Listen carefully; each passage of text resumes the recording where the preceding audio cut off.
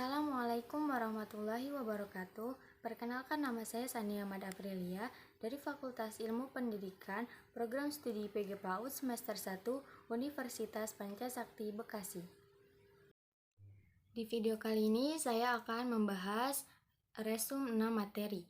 Yang pertama, keberadaan dan hakikat diri manusia sebagai makhluk alamiah dan sosial.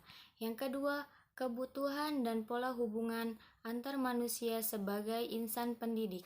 Yang ketiga, arti filsafat dan makna pendidikan. Yang keempat, pendekatan filsafat dalam pendidikan. Yang kelima, pandangan esensialisme dalam pendidikan. Dan yang keenam, pandangan perennialisme dalam pendidikan. Yang pertama, keberadaan dan hakikat diri manusia sebagai makhluk alamiah dan sosial. Manusia sebagai makhluk alamiah karena manusia tidak bisa lepas dari alam. Manusia membutuhkan alam untuk hidup. Contoh, kita memerlukan oksigen yang berasal dari alam. Manusia sebagai makhluk sosial artinya manusia membutuhkan manusia lain untuk bersosialisasi dan berinteraksi dalam menjalankan kehidupan sehari-hari. Manusia bukan semata-mata sebagai makhluk individu, melainkan juga sebagai makhluk sosial, budaya, ekonomi, politik, hukum, dan sebagainya. Adapun ciri-cirinya manusia sebagai makhluk sosial yaitu memiliki rasa empati dan simpati, saling membutuhkan manusia sebagai makhluk sosial. Yang kedua, kebutuhan dan pola hubungan antar manusia sebagai insan pendidik. Manusia adalah makhluk yang sangat memerlukan pendidikan atau bisa disebut juga homo educandum. Manusia dipanggil sebagai homo educandum karena manusia tidak dapat dipisahkan dari pendidikan. Manusia memerlukan pendidikan dan harus dididik terhadap setiap individu. Pengertian homo educandum menyiratkan adanya 3 subpredikat lainnya, yaitu homo educande also makhluk terdidik, homo educabile makhluk yang dapat dididik, dan homo educandum makhluk pendidik. Oleh sebab itu, pendidikan bagi manusia sangat penting, karena pendidikan tersebut merupakan salah satu usaha dalam rangka memanusiakan manusia dan memanusiawikan manusia. Yang ketiga, arti filsafat dan makna pendidikan. Filsafat berasal dari bahasa Yunani.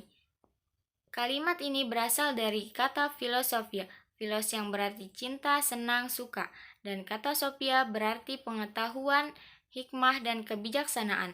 Pendidikan adalah bimbingan secara sadar dari pendidik terhadap perkembangan jasmani dan rohani anak didik menuju terbentuknya manusia yang memiliki kepribadian yang utama dan ideal. Filsafat pendidikan memiliki peranan yang amat penting dalam sistem pendidikan karena filsafat merupakan pemberi arah dan pedoman dasar bagi usaha-usaha perbaikan, meningkatkan kemajuan, dan landasan kokoh bagi tegaknya sistem pendidikan. Yang keempat, pendekatan filsafat dalam pendidikan. Filsafat adalah salah satu kegiatan berpikir secara mendalam dan menyeluruh dengan disertai tindakan sadar, teliti, dan teratur agar hakikat dari sebuah kebenaran dapat ditemukan. Hubungan antara filsafat dan filsafat pendidikan sangat erat dan tidak bisa dipisahkan, karena filsafat memberi arah dan pedoman dasar bagi usaha-usaha perbaikan, pengembangan, dan meningkatkan kemajuan dan landasan yang kokoh bagi tegaknya sistem pendidikan yang diharapkan.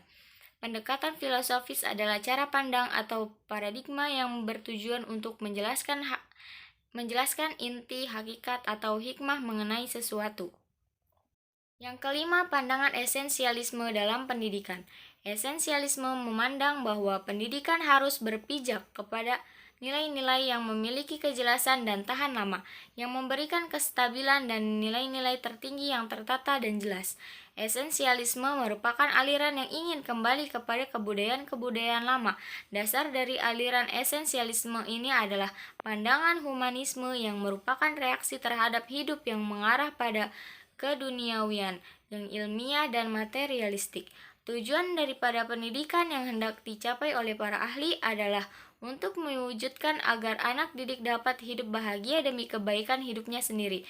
Tujuan umum aliran esensialisme adalah membentuk pribadi bahagia dunia dan akhirat, dan isi pendidikannya mencakup ilmu pengetahuan, kesenian, dan segala hal yang mengarah pada kehendak manusia. Dan yang keenam, pandangan perennialisme dalam pendidikan. Pendidikan bukanlah persiapan untuk hidup.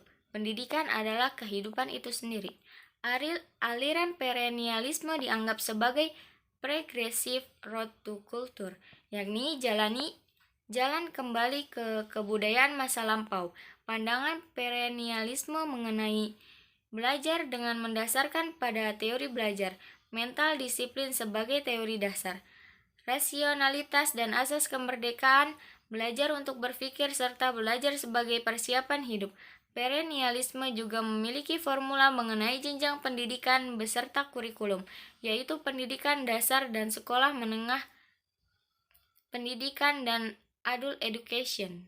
Cukup sekian penyampaian dari saya, kurang lebihnya mohon dimaafkan. Wassalamualaikum warahmatullahi wabarakatuh.